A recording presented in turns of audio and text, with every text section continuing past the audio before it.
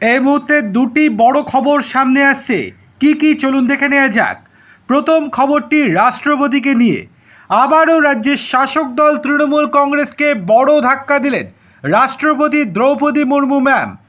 একবার নয়, দুবার নয়, টানা তিনবার তৃণমূলকে ধাক্কা দিলেন রাষ্ট্রপতি দ্রৌপদী মুর্মু। তৃতীয়বারের জন্য তৃণমূলের আবেদন ফেরালেন রাষ্ট্রপতি দ্রৌপদী মুর্মু।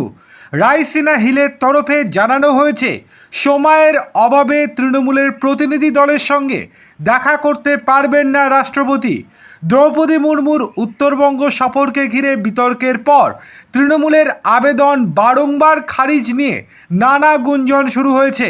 উল্লেখ্য, আদিবাসী উন্নয়নে মমতা বন্দ্যোপাধ্যায় কী করেছে সেই খতিয়ান রাষ্ট্রপতিকে দেখাতে ব্যাকুল বাংলার শাসক দল, কিন্তু একেবারেই দেখতে নারাজ রাষ্ট্রপতি দ্রৌপদী মুর্মু। তাই টানা তিনবার ধাক্কা দিলেন তিনি। এরপরেও কি লজ্জা হবে রাজ্যের শাসক দলের, নাকি চতুর্থবার গিয়ে হাজির হবে তৃণমূলের প্রতিনিধি দল?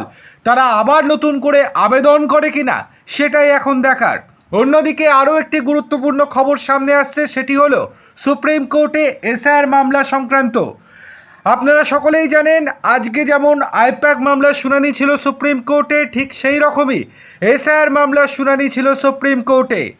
এসআইআর মামলায় প্রধান বিচারপতি বলেন, রাজনৈতিক দলের নেতারা প্রধান বিচারপতি বা বিচারকদের কাছে গিয়ে বলুন, যারা প্রার্থী হয়েছেন বিধানসভা নির্বাচনে তাদের তথ্য দ্রুত নিষ্পত্তি করতে। প্রশাসনিক দিক থেকে হাইকোর্টের প্রধান বিচারপতি আমাদের কাছে নিয়মিত চিঠি পাঠাচ্ছেন।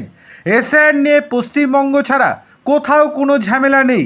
অন্য রাজ্যে অনেক জটিল সমস্যার সহজেই সমাধান হয়ে যাচ্ছে, কিন্তু পশ্চিমবঙ্গে কেন এটা হচ্ছে? রাজ্যের আইনজীবী কল্যাণ বন্দ্যোপাধ্যায় বলেন, অতিরিক্ত তালিকা প্রকাশের কথা জানানো হলেও সব তালিকা এখনও পর্যন্ত ডাউনলোড করা যাচ্ছে না।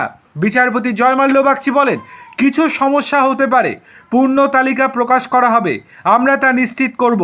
অন্যদিকে নির্বাচন কমিশন বলে, আমরা প্রতিদিন অতিরিক্ত তালিকা প্রকাশ করতে প্রস্তুত। এই প্রস্তাব আমরা হাইকোর্টের প্রধান বিচারপতিকে দিয়েছি। তখন প্রধান বিচারপতি বলেন, পশ্চিমবঙ্গ ছাড়া অন্য কোনো রাজ্যে কোনো সমস্যা হচ্ছে না, আপনাদের রাজ্যে এত সমস্যা কিসের? পশ্চিমবঙ্গের থেকে অন্য রাজ্যে নাম মুছে দেওয়ার সংখ্যা অনেক বেশি হয়েছে। আগামী 1 এপ্রিল সকাল 10:30টায় এই মামলার ফের শুনানি হতে চলেছে।